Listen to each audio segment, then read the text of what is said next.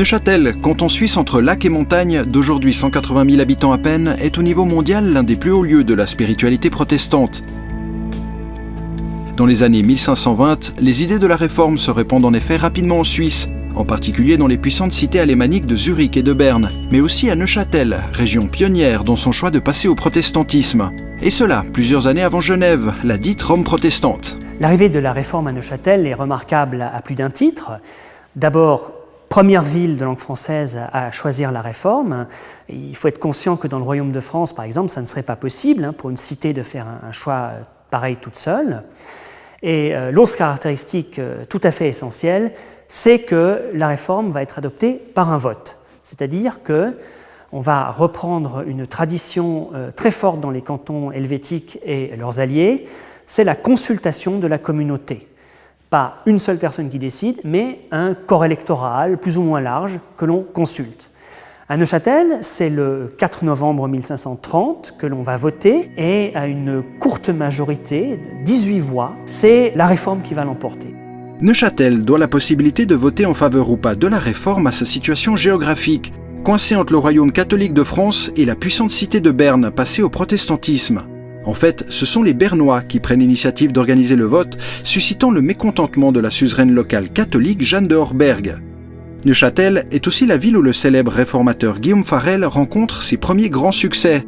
Sa statue devant la collégiale rappelle que le 23 octobre 1530, il mit à sac avec ses partisans cet édifice religieux emblématique pour les Neuchâtelois en y détruisant ses images et une partie de son autel. Les chanoines catholiques furent obligés de quitter ce lieu de prière qu'ils occupaient depuis plus de 5 siècles. La Réforme à Neuchâtel ne peut pas se dissocier de Guillaume Farel, grand réformateur et surtout décrit comme virulent prédicateur. Il mène à Neuchâtel une action assez courte d'une année, 1529-1530, et cette action pastorale, d'abord par la prédication, est aussi accompagnée d'actions de rue, d'intervention, où les enfants, les paroissiens, les fidèles sont impliqués dans des actes d'iconoclasme, dans des injures aux prêtres, etc. Farel il va afficher en 1530 un placard où il va mettre en accusation les prêtres et les accuser, parce qu'ils disent la messe, d'être des menteurs, mais d'être des meurtriers aussi. Dans les années 1530, Neuchâtel est encore, pour la francophonie, le centre par excellence de la diffusion des idées réformées. C'est en effet dans les ateliers neuchâtelois de Pierre de Wingles qu'est imprimée en 1535 la toute première Bible au monde en français, traduite directement du grec et de l'hébreu par Pierre Olivetan. Les placards contre la messe d'Antoine Marcourt sortent des mêmes presses en 1534.